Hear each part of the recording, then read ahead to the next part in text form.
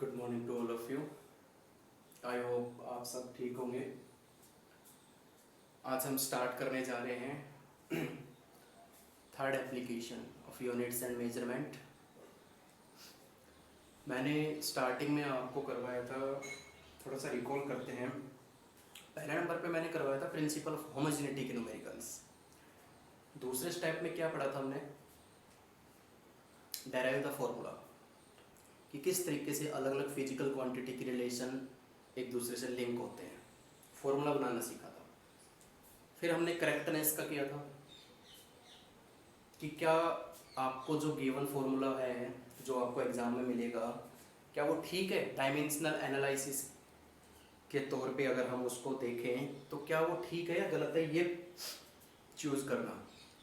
और चौथे नंबर पे आज जो मैं करवाने जा रहा हूँ, ये आपका आज लास्ट टॉपिक है, चैप्टर खत्म हो जाएगा थर्ड आपका, and that is the conversion of one system of unit into another system of unit. आज हम कन्वर्ट करेंगे एसआई सिस्टम को सीजीएस में, सीजीएस को एसआई सिस्टम में कन्वर्ट करना सीखेंगे। It's most important. लेकिन इसको करने से पहले कुछ एक थ्योरी मैं आपको पढ़ाऊंगा। हालांकि मैं पढ़ा चुका हूँ पहले, लेकिन उसका फॉर्मूला बनाना मैं सिखाऊंगा कि जो फॉर्मूला इन न्यूमेरिकल्स में यूज होगा वो फॉर्मूला आया कहाँ से है, किस तरीके से वो फॉर्मूला बनता है। तो थोड़ा सा देखिए, मैंने आपको कुछ पहले के लेक्चर में जब ये चैप्टर शुरू हुआ था उस समय मैंने आपको मेजरमेंट का एक टॉपिक करवाया था। मैंने आपको बताया था कि किसी भी चीज़ का मेजरमेंट लेना,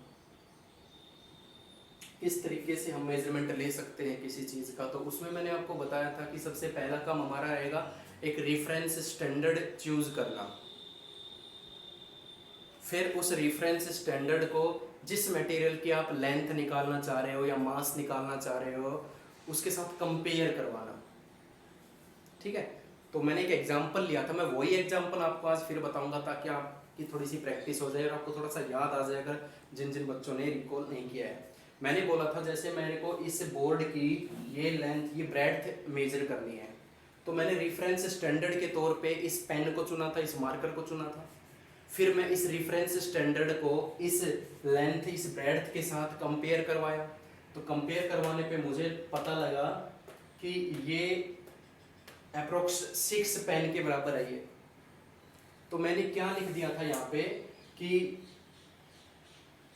6 पेन एल की जो लेंथ आई थी वो कितने पेन के बराबर आई? 6 पेन के बराबर आई।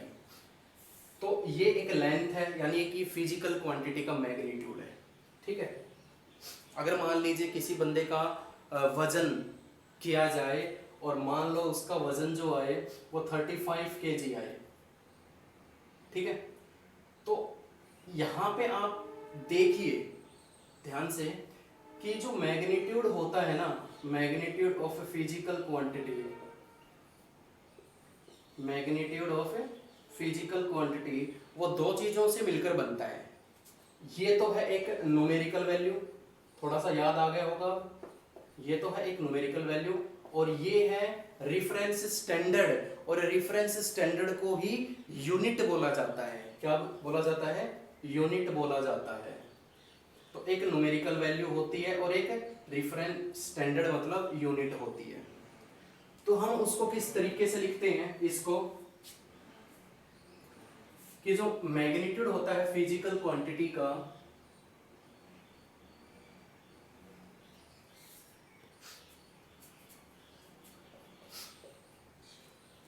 न्यूमेरिकल वैल्यू एन और यूनिट यू, हम उसको इस तरीके से लिख सकते हैं। इसमें जो सबसे इंपॉर्टेंट बात मैंने आपको बताई थी कि मान लीजिए एक ये रोड है, एक बंदे ने इसको नापा, उसकी लेंथ आई 1 मीटर। दूसरा बंदा आया, उसने लिखा इसको 100 सेंटीमीटर। तीसरे बंदे ने लिखा इसको 1000 मिलीमीटर। तो क्या सही बात है या गलत बात है? बिल्कुल सही बात है। उन्होंने क्या किया कि जिसने मीटर को रेफरेंस स्टैंडर्ड चुना, यानी जिसने मीटर को यूनिट की फॉर्म में लिया, उसके तौर पे अगर देखे जाए तो इस रोड की लंबाई 1 मीटर है हमारे पास। जिसने रेफरेंस स्टैंडर्ड सेंटीमीटर लिया उसके अकॉर्डिंग इस रोड की लंबाई 100 सेंटीमीटर आती है, और जिस बंदे ने रेफरेंस स्टैंडर्ड को के तौर पे लिया उसके हिसाब से इस रोड की लंबाई 1000 आती है। बात तीनों ही ठीक है, गलत कोई सी भी नहीं है, लेकिन लिखने का तरीका अलग अलग हो गया। लेकिन क्या अलग अलग तरीके से लिखने की वजह से इस रोड की लंबाई पे असर पड़ा? लंबाई तो उतनी हो गई। तो याद रखिए कि इसमें न्यूमेरिकल वैल्यू 1 है, इसमें न्यूमेरिकल वैल्यू 100 है, इसमें न्यूमेरिकल वैल्यू 1000 है, इसमें यूनिट है मीटर, उससे छोटी है सेंटीमीटर, उससे छोटी है मिलीमीटर। तो बच्चों याद रखना कि फिजिकल क्वांटिटी का मैग्नीट्यूड इनके चेंज होने से चेंज नहीं होता।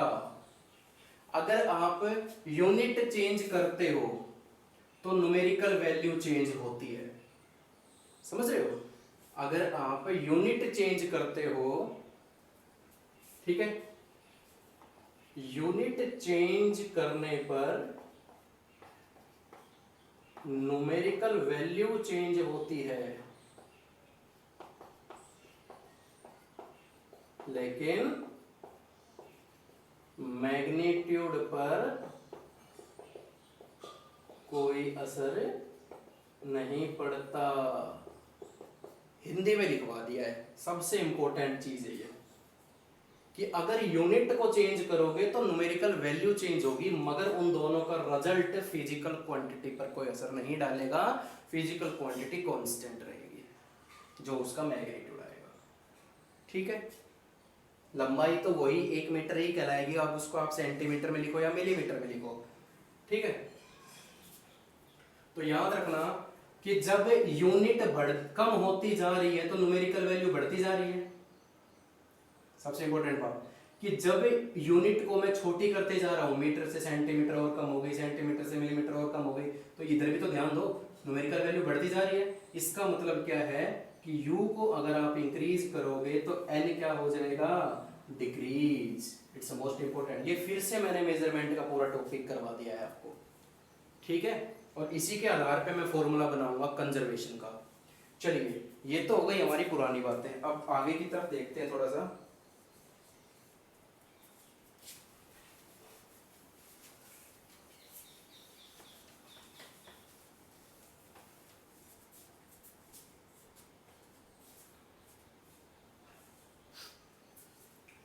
अभी अभी आपको मालूम चला, ये आया, क्लियर है कि NU होता है, दो चीजों से मिलकर वो फिजिकल क्वांटिटी का मैग्नीट्यूड बनाता है। जब ये चीज चेंज नहीं हो रही, इसका मतलब मैं इसको ऐसे लिख सकता हूं N1U1 = N2U2। ये भी मैंने आपको बता दिया था, यानी जो मैग्नीट्यूड होता है फिजिकल क्वांटिटी का वो कांस्टेंट है, तो मैं इसको इस तरीके से लिख सकता हूं, ठीक है। अब आज का काम शुरू होने जा रहा है। यहाँ पे मैं एक एग्जांपल लेता हूं। मैंने फोर्स का एग्जांपल लिया। फोर्स का डायमेंशनल फॉर्मूला होता है m1L1T-2। तो इसको मैं SI सिस्टम और CGS सिस्टम में लिख सकता हूं। SI सिस्टम में इन तीनों फंडामेंटल क्वांटिटीज की यूनिट्स क्या क्या हो जाएंगी? SI में kg, मीटर, सेकेंड, ठीक है, लिख सकते हैं SI में। और CGS में मास क्या बन जाता है? ग्राम, लेंथ सेंटीमीटर और टाइम सेकेंड, ठीक है, क्लियर है। इसी को क्या बोलते हैं? न्यूटन। और ये क्या बन जाता है? डाइन। ये बेसिक बातें बता रहा हूं, कुछ एक बेसिक बातें कि हम किसी भी फिजिकल क्वांटिटी को दो सिस्टम में लिख सकते हैं, एक SI सिस्टम, एक CGS सिस्टम। फिर से किसी भी फिजिकल क्वांटिटी को, कोई भी फिजिकल क्वांटिटी को हम दो तरीके से लिख सकते हैं, SI सिस्टम और CGS सिस्टम। SI सिस्टम में मास का स्टैंडर्ड किलोग्राम होता है, लेंथ का स्टैंडर्ड मीटर होता है और टाइम का सेकंड होता है। Same as it is similarly CGS system में मास का स्टैंडर्ड ग्राम होता है, लेंथ का स्टैंडर्ड सेंटीमीटर होता है और टाइम का स्टैंडर्ड सेकंड होता है। और आपको ये तो मालूम ही होगा कि SI सिस्टम में फोर्स को न्यूटन की तरह से लिखा जाता है और सीजीएस सिस्टम में फोर्स को डायन के तौर पे लिखा जाता है। आगे समझ में? चलिए आगे। चलिए अगला स्टेप हम करते हैं इसमें। नेक्स्ट स्टेप क्या आएगा आपका, इंक डाल लेते हैं, 1 मिनट रुकिए।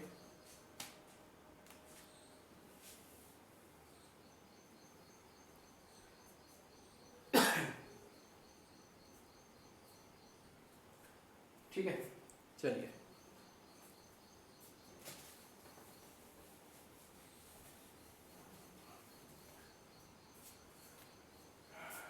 अभी अभी हमने लिखा था N1U1 is equal to N2U2। अब थोड़ा ध्यान से समझिए, मैं फॉर्मूला बना रहा हूं यहाँ पे। ये दो सिस्टम है, दो अलग अलग सिस्टम है। ले लिए, मान लीजिए किसी भी फिजिकल क्वांटिटी को एक सिस्टम में मेजर किया गया या किसी भी तरीके से उस सिस्टम के अंदर, ये तो न्यूमेरिकल वैल्यू है उसकी फिक्स। यूनिट के तौर पे क्या है, एसआई सिस्टम है। मान लीजिए मैंने अभी भी दो सिस्टम लिए थे, एसआई सिस्टम और सीजीएस सिस्टम। पहले सिस्टम की यूनिट हमने ले ली, यूनिट आपको मालूम है, मास, लेंथ एंड टाइम। ठीक है, मेनली यही 3 फंडामेंटल क्वांटिटीज को हम लेके चलते हैं।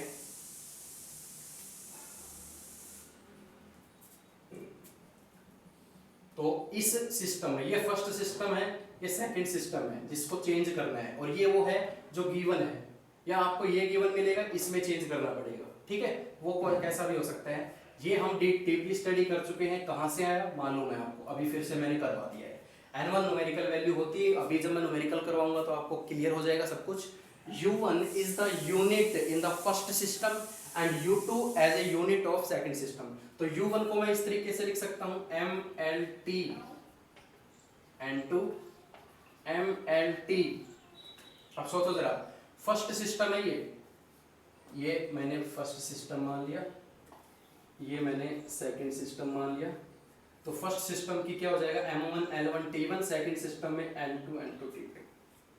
ये लिखने का एक तरीका है। और यहाँ पे आपको मालूम है इसकी ये डायमेंशंस भी लगेगी, यहाँ पे ये पावर, यही चीज हमें फाइंड आउट करनी होगी या ये गिवन मिलेगी आपको। ठीक है, तो यहाँ से देखिए, फर्स्ट सिस्टम अगर SI है, सेकंड सिस्टम सीजीएस है, तो ये केजी है, लेंथ मीटर होता है, टाइम सेकंड होता है। सेकंड सिस्टम है, mass gram, length centimetre, time second. N2 numerical value है सेकंड सिस्टम की और N1 फर्स्ट सिस्टम की न्यूमेरिकल वैल्यू है। तो अगर मेरे को सेकंड सिस्टम की न्यूमेरिकल वैल्यू फाइंड आउट करनी हो यहाँ से, तो N1 कितना बन जाएगा बच्चों, M1 ये अपॉन में आ जाएगा, M2 की पावर A कॉमन आ जाएगी, L1 अपॉन L2 की power B and T1 upon T2 की पावर C। ये फॉर्मूला बुक के अंदर डायरेक्ट भी दे रखा है और हम डायरेक्ट ही यूज करते हैं क्योंकि न्यूमेरिकल आते हैं। ये कहाँ से ये फॉर्मूला बना ऐसा कुछ नहीं पूछा जाता, ये मैंने आपको बता दिया है कि ये मेजरमेंट के कंसेप्ट से ये फॉर्मूला आया है। ठीक है, ये मेजरमेंट के कंसेप्ट से ये फॉर्मूला बनकर आया है। अब हम इस पे करते हैं, हमारा जो आज का मेन मुद्दा है न्यूमेरिकल से। मेरे पास कुछ एक बड़े इंपॉर्टेंट है जो कि एग्जाम्स में बहुत बार पूछे हुए भी हैं 3 मार्क्स में, तो वो एक एक करके हम यहाँ पे डिस्कस करेंगे।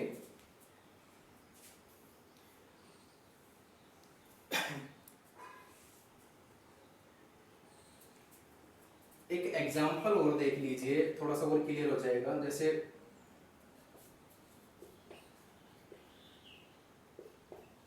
जैसे ये दे दिया आपको, अब ये क्या है, ये न्यूमेरिकल वैल्यू है, N1 है ये न्यूमेरिकल वैल्यू, ये N2 है। Joule is the SI unit of work done या एनर्जी कह लो। तो ये फर्स्ट सिस्टम हो गया SI सिस्टम और ये हो गया हमारा CGS।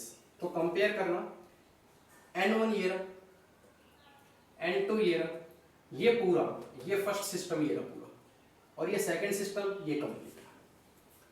तो अब हम करने जा रहे हैं इसके न्यूमेरिकल। क्लियर हो जाएगा सब कुछ। पहले मैं बेसिक से शुरुआत करता हूँ, बिल्कुल बेसिक ले रहा हूँ।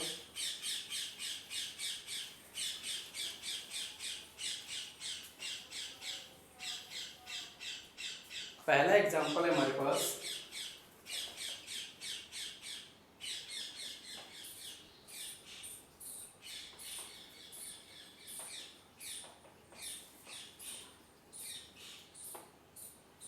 सबसे इजी न्यूमेरिकल है ये, पहला न्यूमेरिकल, ठीक है, फर्स्ट सोल्व प्रॉब्लम है हमारी। अब जरा देखिए कि 1 न्यूटन, कुछ एक स्टेप्स आपको याद करने हैं, सब कुछ। सबसे पहले सारी चीजें जो गिवन है वो आप पुट करोगे। देखिए जरा, जो चीज गिवन है न्यूटन में ये गिवन है, डायन में उसको चेंज करना है, तो सबसे पहला काम जो माइंड में आएगा आपके वो आना चाहिए कि बच्चों यहाँ पर कौन सी फिजिकल क्वांटिटी यूज की गई है। ये अगर पता ही नहीं चले ना आपको तो आप आगे कर ही नहीं पाओगे, क्योंकि इसी फिजिकल क्वांटिटी के आधार पे आप डायमेंशंस पुट करोगे। यहाँ पे न्यूटन किसकी एसआई यूनिट होती है? न्यूटन किसकी एसआई यूनिट होती है? आपको पता है कि फोर्स होती है। तो इस न्यूमेरिकल में कौन सी फिजिकल क्वांटिटी का जिक्र हुआ है? फोर्स का। दूसरा स्टेप, ये दूसरा स्टेप आएगा, इसका डायमेंशनल फॉर्मूला आपको लिखना पड़ेगा। डायमेंशनल फॉर्मूला लिखिए, फोर्स का होता है m1L1T-2। तो मैंने आपको प्रीवियस लेक्चर्स पहले कभी पढ़ाया है मेजरमेंट वाले ही चैप्टर में कि ये जो पावर्स होती है ना, इनको हम किस तरीके से रिप्रेजेंट करते हैं।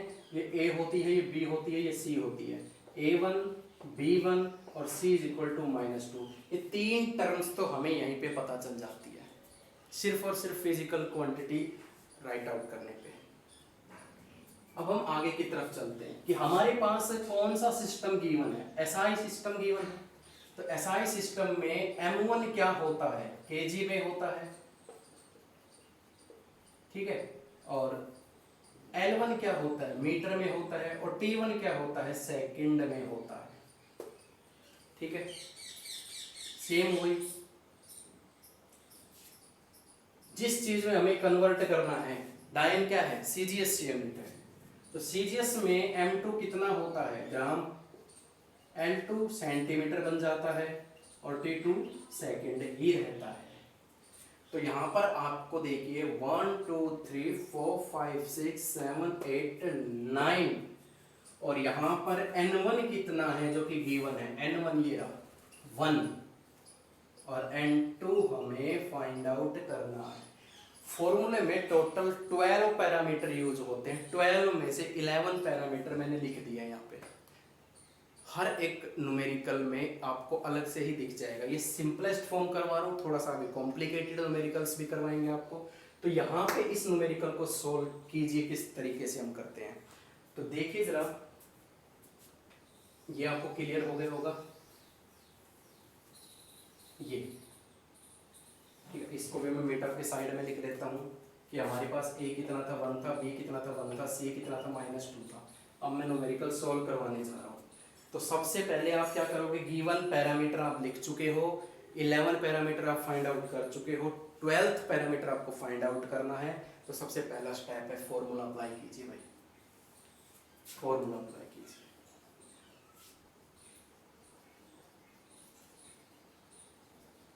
Apply formula, N2 is equal to N1 M1 upon M2 raise to power A L1 upon L2 raise to power B। ये आप फॉर्मूला हर एक न्यूमेरिकल में आप पुट करोगे। अब इसको सोल्व कीजिए। Put all the values of 11 parameter in the main formula and find the 12th parameter. N1 कितना है? N1 1 है, ये 1 रख दिया। M1 देखिए 1 kg, M2 1 ग्राम की पावर A, और A कितना है? 1। Similarly L1 upon L2 1 metre upon 1 centimetre की power 1, and 41 1 second upon 1 second की पावर -2। अब आपको क्या करना है? इन दोनों पैरामीटर्स को इक्वल बनाना है ताकि ये कैंसिल आउट हो सके। इनको मॉडिफाई करना है, आप अपनी तरीके से कर सकते हो। How many gram in 1 kg? 10⁻³ gram upon 1 gram. And how many centimeter in 1 meter? 10⁻² centimetre यानी 100 सेंटीमीटर। और ये कटी जाएंगे 1⁻⁻²। सोल्व ग्राम से ग्राम, सेंटीमीटर से 10⁻³ 10⁻² और 1⁻⁻ समथिंग कोई भी आए 1 बनता है वो। तो कितना आंसर आया 10⁵ ये किस में चेंज हो गया, ये डाइन में।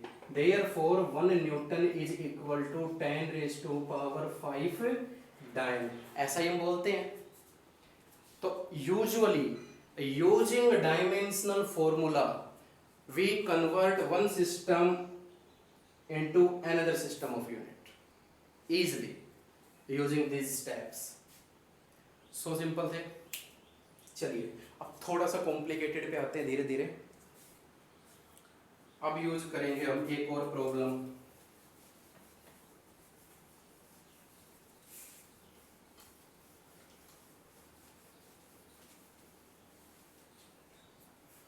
सेकंड प्रॉब्लम है हमारे पास।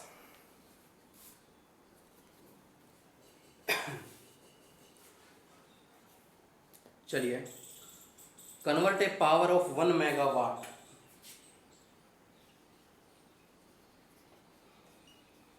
convert a power of 1 megawatt।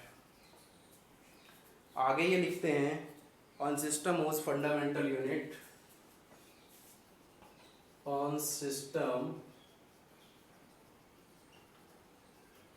whose fundamental unit, आगे ये बताते हैं हमें R 10 kg, ओके, और ये देते हैं 1 डेसीमीटर एंड 1 मिनट। ये क्वेश्चन है, ठीक है, ज़्यादा कॉम्प्लिकेटेड नहीं है, मेथड वही चलेगा, पजल होने की जरूरत नहीं है। तो देखिए किस तरीके से हम करेंगे इसको।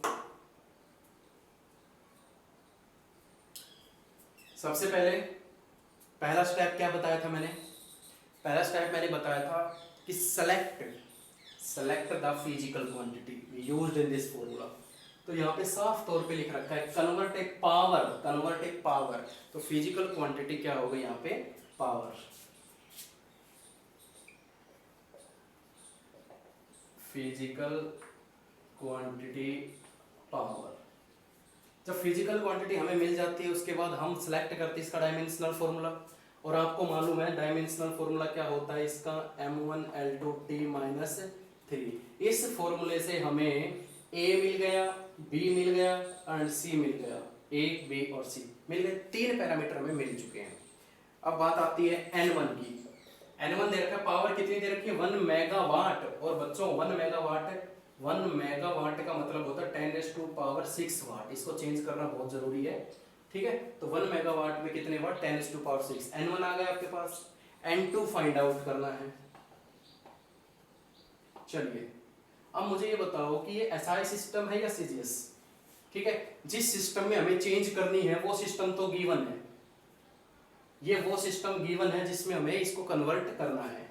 मेगावाट SI सिस्टम है तो M1 क्या हो जाएगा? 1 kg। L1 क्या हो जाएगा? 1 मीटर। और T1 क्या हो जाएगा? 1 सेकेंड। सिमिलरली M2 कितना गिवन है? 10 kg। L2 कितना गिवन है? 1 डेसीमीटर। और T2 कितना गिवन है? 1 मिनट। तो चलिए फॉर्मूला अप्लाई कीजिए and put the all the values. The N2 is equal to N1 M1 upon M2 raise to power and raise to power. Put the values. N1 कितना है? 10⁻6। M1 कितना है? 1 kg and M2 है 10 kg। A की value 1 हो रही देखो। तो सारे पैरामीटर सिर्फ आपको पुट करने हैं। L1 कितना है हमारे पास? 1 मीटर। L2 कितना है? 1 डेसीमीटर की power 2 and T1 is 1 second upon 1 minute की पावर -3। चलिए कैसे? मैंने बताया था इन दोनों को इक्वल बनाना है आपको। यहाँ तो तीनों चीजें अलग अलग हैं, तो किस तरीके से करोगे ये थोड़ा सा ध्यान से करना।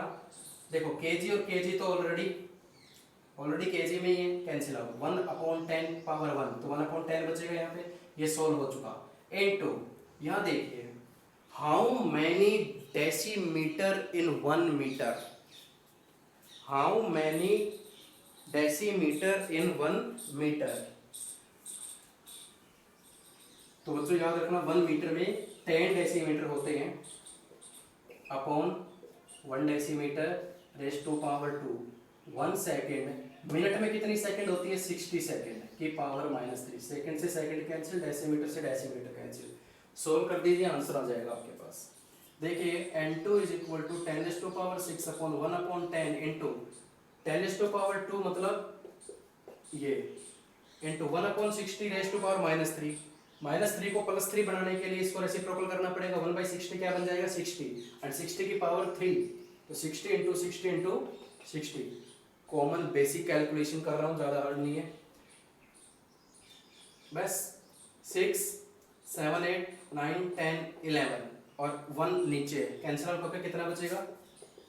6 इंटू 6 इंटू 6, 216 इंटू 10⁻10। ठीक है, ये आपके आ गई न्यू सिस्टम ऑफ यूनिट, ये आपका नया सिस्टम आ गया। क्लियर है? ये आपकी सेकंड प्रॉब्लम। थोड़ी सी और लेते हैं, चलो एक और करवा देता हूँ, बाकी आपको नोट्स में मिल जाएंगे। सारे एक जैसे हैं, थोड़ी सी प्रैक्टिस करनी है आपको।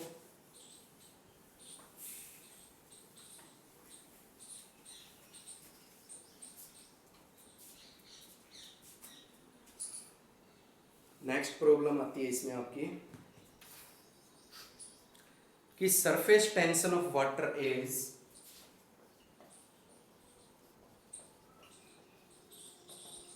surface tension of water is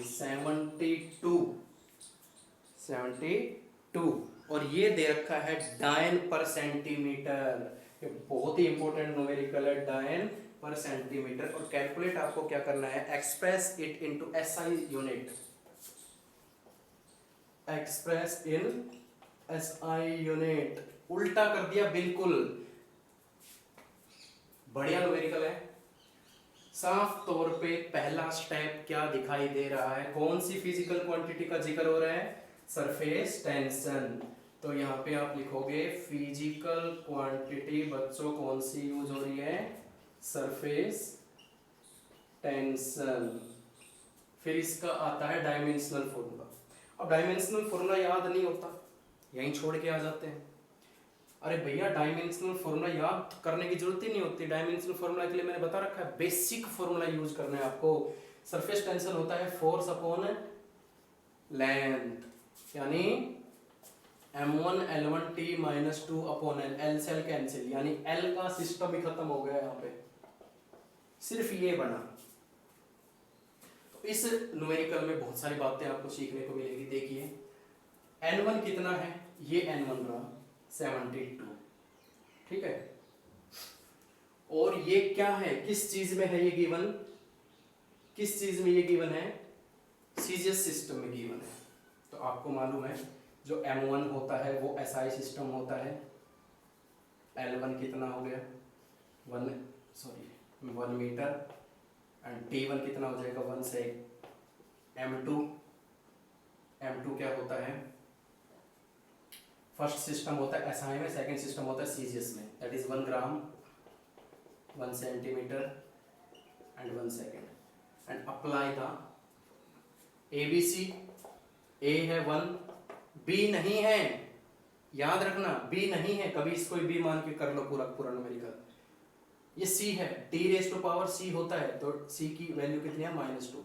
तो जब आप इसका फॉर्मूला अप्लाई करो ना बच्चों, तो जरूरी नहीं है आपको जो क्वांटिटी 0 बन जाती है उसको लें, उसको लेने की ही जरूरत नहीं होती कि पावर ए एल नहीं है तो एल नहीं लूंगा मैं, सीधा आप टी ले सकते हो कि पावर सी। ये बात याद रखना आप, ये एक बहुत ही इजी और शॉर्टकट मेथड कह सकते हैं इसको आप पूरा करने की बजाय। N1 कितना है आपका? 72, M1 1 kg 1 ग्राम की power 1 second upon 1 second raise to power -2। N2 कितना आ जाएगा 72 इंटू, इसको अगर मैं ग्राम में बनाऊंगा तो 10⁻³ ग्राम से ग्राम कैंसिल, इंटू सेकंड से सेकंड कैंसिल, ये आएगा।